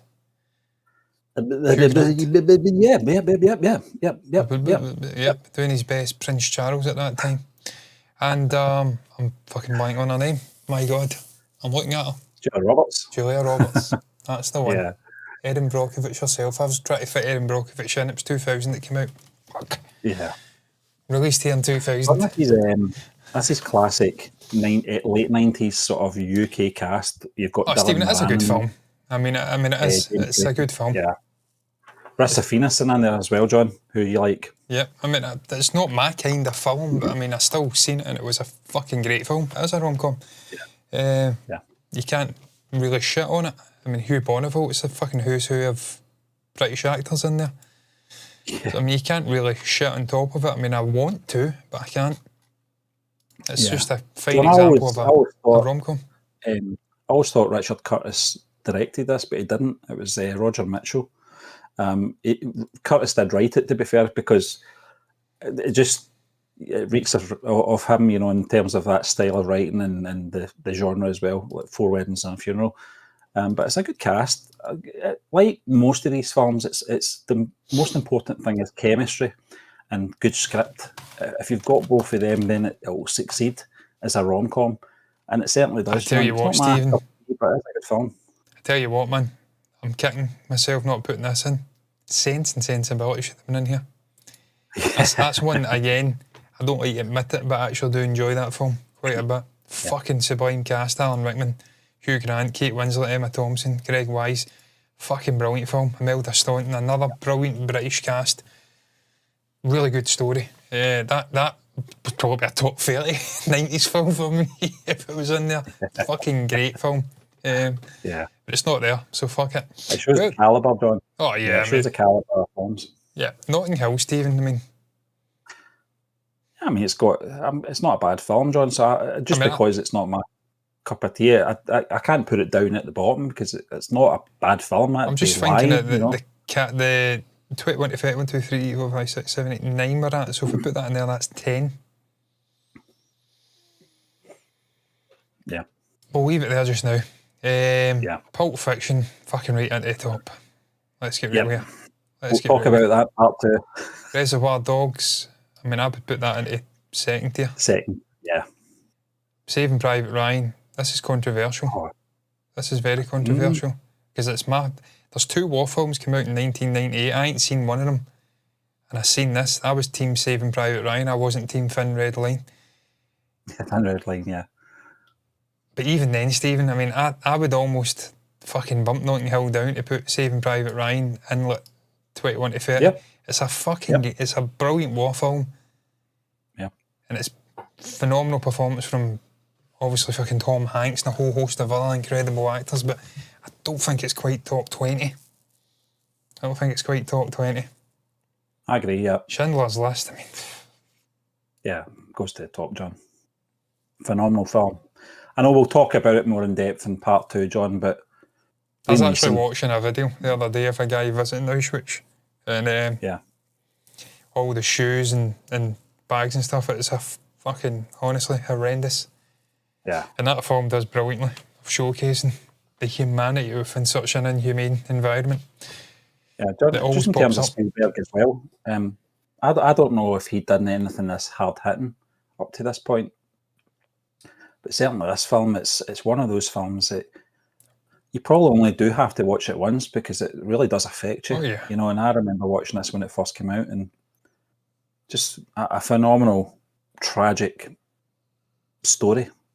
And I think in terms of its historical, I don't want to say accuracies because I wasn't there, but I think in terms of if you're going to look at a film that documents those events, this is the one. Yeah. It's certainly up there, you know, in terms of telling that story. A phenomenal film, 9 out of 10 on IMDb as well, John. Incredible film. Very powerful. Stephen, can we just put Silence of the Lambs up there, Shawshank? I'm just deliberately going to leave it in there just to wind people up. We've not decided where it's going yet. Yeah. We're up to 1, 2, 3, 4, 5, 6, 7, 8 in the top tier. Stephen, where would you want to fill out the top tier? We've got 7, which I think's in contention. I don't know if it makes it. The Sixth Sense, Truman Show, Usual Suspects, Titanic, Toy Story. I would put 7 in the second tier. Yeah. I would put, what's the next one, sorry? That's in contention. The Sixth Sense, Truman Show, Usual Suspects, Titanic. I love Tombstone, but I mean, personally, I'd put Tombstone maybe top 30 or something at the moment. But we'll have that conversation for another day. Yeah, Toy Story as well is a fucking brilliant movie. You'd argue that's top 10, but I don't know if it makes it top 10. I would say Sixth Sense is probably top. It's probably in the third tier, but we'd have to drop something down. Maybe Edward Scissorhands. Yeah, I'd probably drop Eddie down there. Yeah. Truman Show. A fucking phenomenal film. Don't know if we've lost Stephen. No, we've not. He's still there. He's just contemplating. Sixth Sense. Sixth Sense, yeah. Is that the next one? Yeah. Yeah, Sixth Sense is in there, yeah. Yeah. I would probably put that second tier. Is this the Sixth Sense here? That's Fifth Element. Where the fuck is the Sixth Sense? Where is it? It's not at the front. I don't think you've put it in, have you not? Have I not? Or did you? What's the first image? First image is Speed. Then we've got Terminator. I think 2. You put Sixth Sense in third, John. In the third tier. I have, yep. Where would you put that? Yeah, we moved. No, I'd keep it in third tier. I would keep it in third tier. Yeah, for the moment. Speed. One, two, three, I think that's very much like Face Off for me. It's a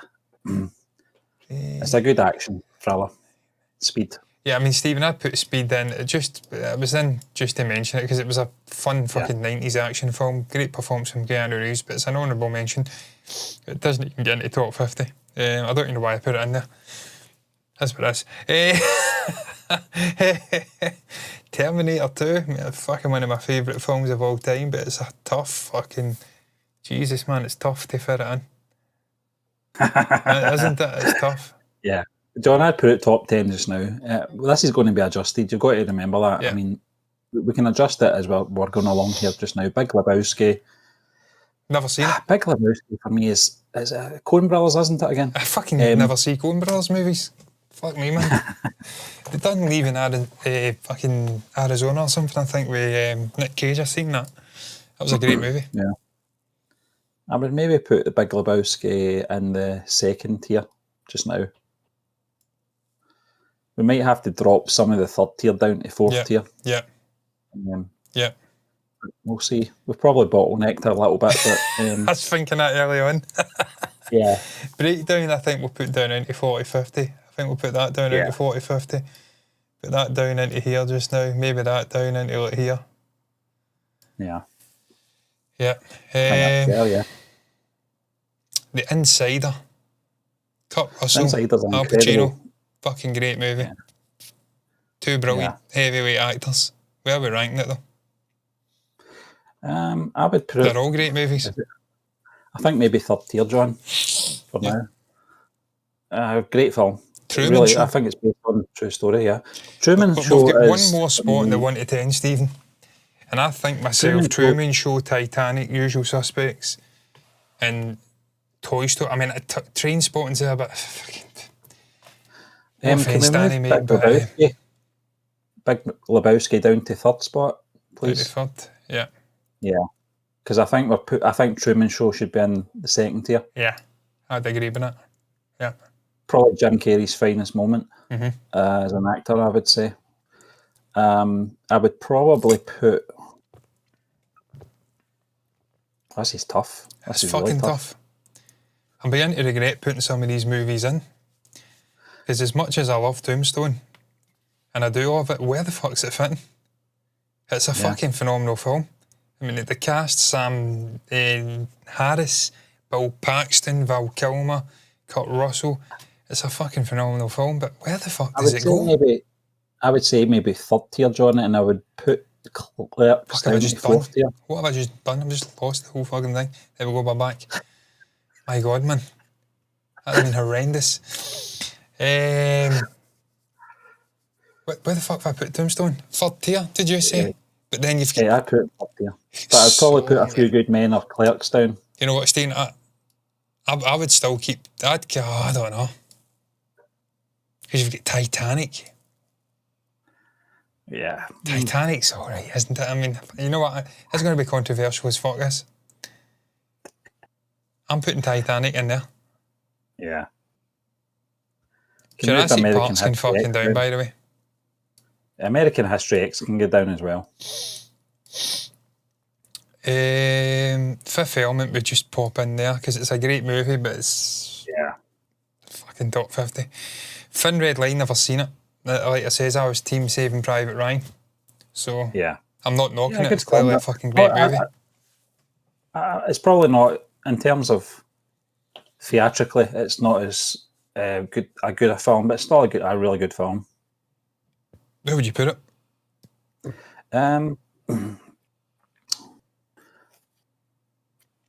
I think this was the first Jim Caviezel film I saw.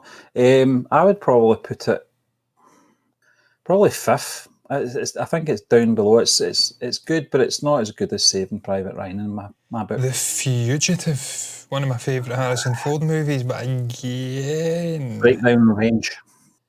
Yeah. It's in the same range as Breakdown, I would say. Yeah. Maybe it's better than Breakdown, but yeah. I mean, this will all be adjusted tomorrow anyway, John. Trainspotting. Think about it.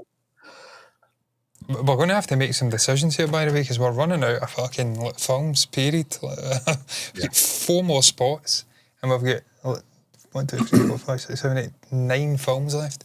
So some are having to go into honourable mentions. But I would put... Would you put Toy Story 2 into honourable mentions just because it's a sequel? Yeah. Yeah. Yeah. What else have we got? Toy Story, Usual Suspects, The Royal Tenenbaums, Trainspotting. The Usual Suspects I would put into the second tier, and I would probably move...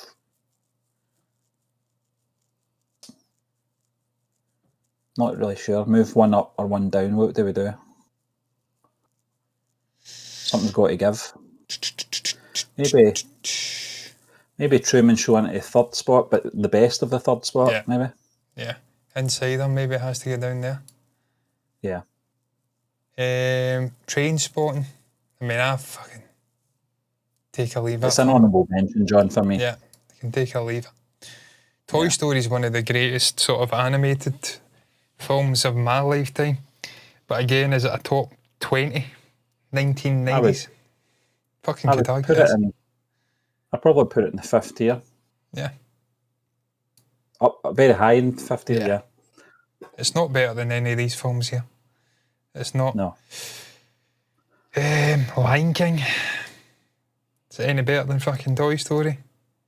I would argue not. I'd say it's probably either equal or just maybe a wee bit better. We've got one spot left, Stephen, and I think we have to move one of these up to the top tier because none of those are getting into the top tier. Yeah. So what one do you move up? What have we got? We've got Fight Club, Usual Suspects, Dance with Wolves, Goodfellas, In the Name of the Father, Truman Show, Reservoir Dogs, Fargo, JFK, 7. I would say either in the Name of the Father or Fargo. I'd probably put Fargo up, even though I've not seen it. But it's an Academy Award-winning movie. I don't think. I might say JFK should be up there, but yeah. So what have we got left? We've got put Truman Show back up there. Yeah. Sixth Sense. I'd move Sixth Sense further up to the top, round about there. We've got the Crying Game, The English Patient, The Player, Royal Tenenbaums. I'm leaving them all to you, Steve, because I've not seen any of them. We've got one spot left, and it's in the third Honourable tier. mentions for The English Patient. Yeah. Crying Game. Yeah. And what have we got left? The Player and the Royal Tenenbaums. I would put them into honourable mentions, both of them, John. We've got one spot left for the third tier, so it's just a case of from the fourth tier moving one up, or from the second tier moving one down. But well, the fourth tier, I mean, I think The Insider's a better movie than Tombstone. I mean, I fucking love Tombstone, but I think The Insider's a better movie than Tombstone. I don't know. Yeah, okay. Fuck it, I put Tombstone up then. You're twisting my arm. Did that just move Boogie Nights up to 30? Was that maybe 13? I don't know, I've lost the fucking plot. I can't remember, John, but I would probably keep it there, to be fair. It's really just moving some up now to that one spot. I'd move probably... The Fugitive. Fugitive, what the fuck's that? Move that up there, move Toy Story back down. We've got one we have to move up from here. Probably, I would say Trainspotting, maybe? Yeah, I was thinking that, Yeah, and that's it. Yeah. Where we're For at. now. And then we decide the final order afterwards. But I think, Stephen, that's fair. I think that's fair. I mean, it's been enormously difficult. It's a fucking ridiculous decade for cinema. Just ridiculous. I mean, it's you're putting films down here that could easily be top 10, but it's just the fucking sheer calibre of the films that came out. It's impossible. Yeah. Absolutely impossible. But we'll be doing another part tomorrow, guys, where we actually order them in our definitive list of where we see it 1 through to 50. I can assure you, as good as Forrest Gump is, it's not a #1 movie of the 1990s. Maybe it is for you, and that's the beauty. It's all subjective, guys. But we'll make more definitive stance. And so listen, some may move up or down. It did last week, so we'll find out, won't we? tomorrow. So be there or be square is what I'm saying. But that's got to round it up, guys, because it's 20 past 12. Still got to walk my dog again. He's been walked earlier on, but I'm sure he'll have a couple of brown surprises up his sleeve for me when we go out in a few moments. So that's going to round it up. What is your thoughts on the top 50 films of the 1990s? What would you have in the various categories that we have there? Would you make changes? Do you agree with us? Share your thoughts down below about anything relating to that in the comments section. Like the video if you've enjoyed it. Subscribe to the channel. Hit the bell icon to get notifications. And until the next time, what's left to be said. Thank you for watching us. And bye.